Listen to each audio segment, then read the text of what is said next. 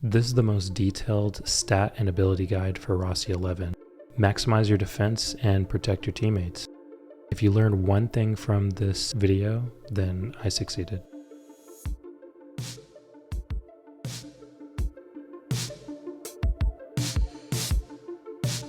We'll kick this off by talking about my artifacts, which are fully committed to the Ring series. We have Abundance, Safeguard, Courage, and Reflection. I've said it many times before, but I believe that the Ring series really does synergize well with Ionic Protection and ROSSI-11's kit when it comes to absorbing damage. The two that we're going to talk about in particular that will be demonstrated the most are Abundance and Safeguard, and it's that potency and also the health when shield is broken. It's only been 25 seconds, but because of our overshield bonus, we are actually receiving every 25 seconds a boost of overshield. This is also the first time we reap the benefits of having Abundance because we got an extra 631 overshield with that boost. This makes this status effect highly desirable because throughout an activity you will constantly have overshield. As you can see, there's a main rotation with trying to increase your defenses, stay in front, then gradually move back and forth from a mid position to a front position, blocking damage and absorbing it for your teammates. But here's where we take a second to break down the icons on your status bar. Going from left to right, we see the arc cage on the left of the status bar, and then you see Ionic Protection, Overshield, and Arc Boost. As you can see in one of my attack boost artifacts, you'll see the Arc Boost. And Arc Boost isn't just a power boost, it actually gives passive healing. Now let's talk about the main rotation for ROSSI-11. You generally start a rotation by using your Arc Cage to funnel a bunch of enemies together. Then you start using your threads, and that ends up giving you Ion Protection, which is the icon with the shields and circles on them. Then, just like I've mentioned in other videos, the Ion Protection actually turns into overshield over time as you notice those small rectangles above your health bar start to disappear. This is another situation where Ring of Abundance does come in handy because you would have normally just been getting back 552 overshield from each Ionic Protection, but instead every time one of the rectangles dissipates you will be actually getting 714. Grouping is one way to use the Arc Cage on enemies, but one of my favorites is blocking outcoming damage, specifically from bosses and champions. When it comes to champions, if it's a champion or Shinka that you are not able to take care of with ROSSI, you want to make sure that you're supporting whatever way that you can. Specifically, ROSSI's goal is to block that outgoing damage, like I said, but also to make sure to position yourself where you can get revives if need be, which you'll see later in this video. Here, you're mainly seeing a lot of looking for groups and making sure that I myself step into, as ROSSI, you want to step into those bubbles and actually use them as barriers for yourself while you're actually shooting at enemies. That way you can continue to take more damage for your teammates and get the focus off of your teammates and on yourself. Your barriers are tools for you to use in so many different ways. Next, we're going to see how Abundance and Safeguard actually work together in some instances when you're really down on your luck. In contest mode for a raid or in a Grandmaster, there will be moments where you're caught off guard like this. Being able to tank this much damage is really incredible and very powerful. The way you can get this to work is by using the Safeguard artifact, which is then further enhanced by, you guessed it, Ring of Abundance. Then to further supplement and synergize with that, we have Shield Boost, which once your shield is broken, you actually get some health. One more icing on the cake is if you decide to spec into health boost like I currently do, then when you're shieldless and you don't have this opportunity because there is a cooldown, you will get a damage resistance. That damage resistance can go up to about 11.55%. Oh, and I may have neglected to say it, but Arc Boost means when you get a kill using your weapon or your ability, you will proc healing on ROSSI. Also, you'll notice when it comes to the bow, I switch back and forth between not aiming down sight, ADSing, and just drawing the bow back and just letting go once I know that the crosshair is on an enemy. It's especially important to think about it in terms of this. If you're doing DPS, you may want to first get your crosshair lined up, and you may ADS to do that, and then you can switch to doing no ADS and just quick fire, and there are plenty of videos on that. Before we go into this next room, another thing you'll notice is that sometimes my threads do an absurd amount of damage. The reason for that is because I've saved up a charge of the lightning rod. Whenever you get a kill with the Trinity Goul, you basically end up getting a lightning rod or a lightning arrow, and if you save that up and then use your abilities, every time you use your abilities you're basically triggering the lightning rod. This could be a glitch, but you won't find me complaining. Next, there are times where your team is definitely not strong enough to be able to tank damage without your assistance, and so when you have two really hard hitting enemies like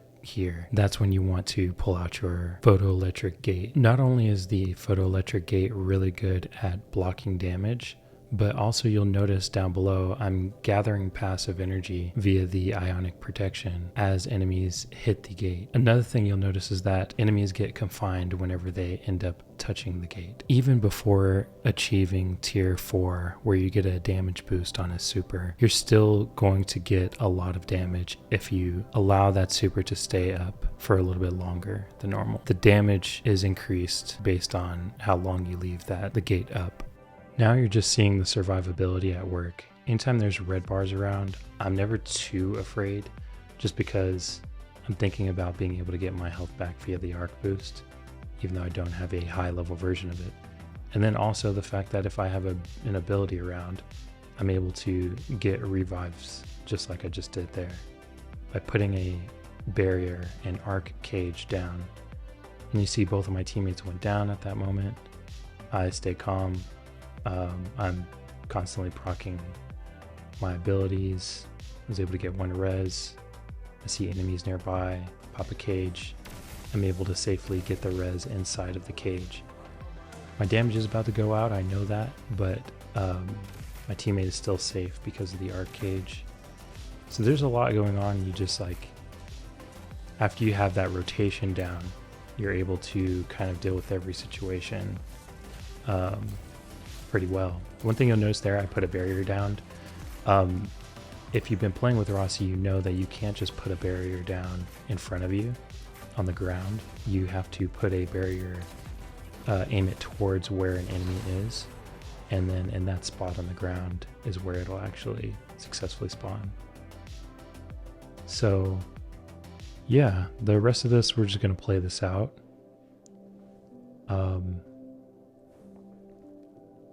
What's really cool about keeping all of these things in mind and, you know, having your build put together, after you put your build together, you just kind of naturally play with them the way that he's kind of intended to be played, which is, of course, a protective character that is trying to tank as much damage as possible and keep attention on him. So crowd control and just tanking damage so that your enemies don't have to get hurt, and they can apply all the damage they can. And this is a Grandmaster where there are 2 other fire team members, and one of them is below level, I believe, and the other one is just above. I think one's a 65k and the other one is like maybe 62. So here, one of the first things I did was basically start tanking damage. I let the shield go, I put my Photoelectric Gate up, and I left it up as long as possible. And then you'll notice that I didn't go on the other side of the boss, and that's because I want to manipulate where he was located. So I stayed on the other side of him. And yeah, I'm constantly putting my barrier down around the boss so that I can tank as much damage as possible, keep him from hurting my teammates.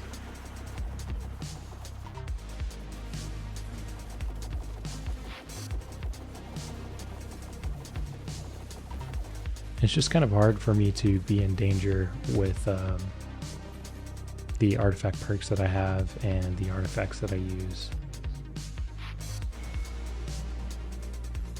And here we go.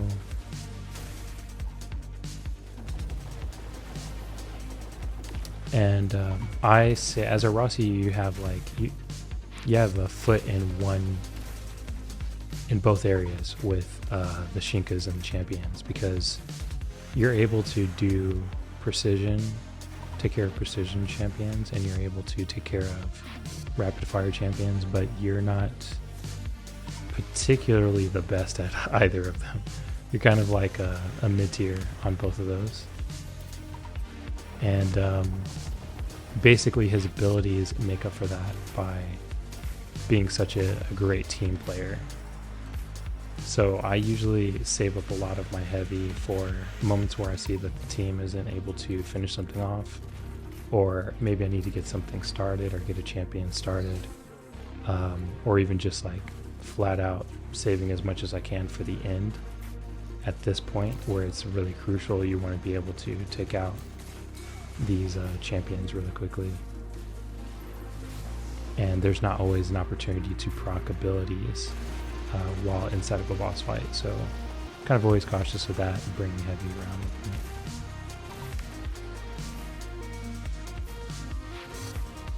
But thanks to Rossi's abilities, we definitely keep things under control pretty well.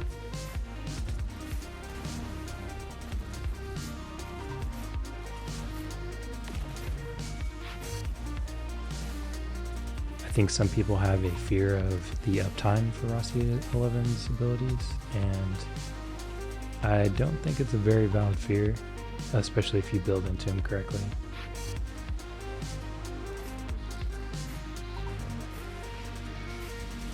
Just because the stretch doesn't feel as long as you have artifact perks that complement and synergize well with Ionic protection. And remember, every time an enemy actually hits the Photoelectric Gate, you're also getting more and more Ionic protection, which then converts over from passive energy to your overshield. So another great way to tank some damage. And then just spam your barriers as much as you can.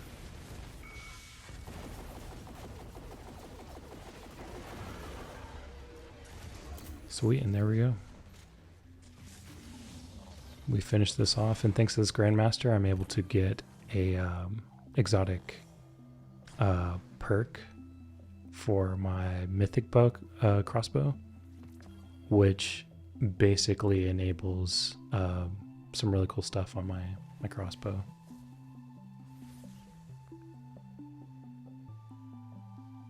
And that was it.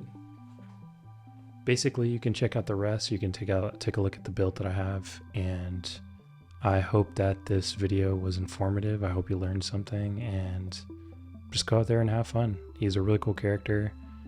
Not for everyone, but for people who like to play defense, it's a lot of fun.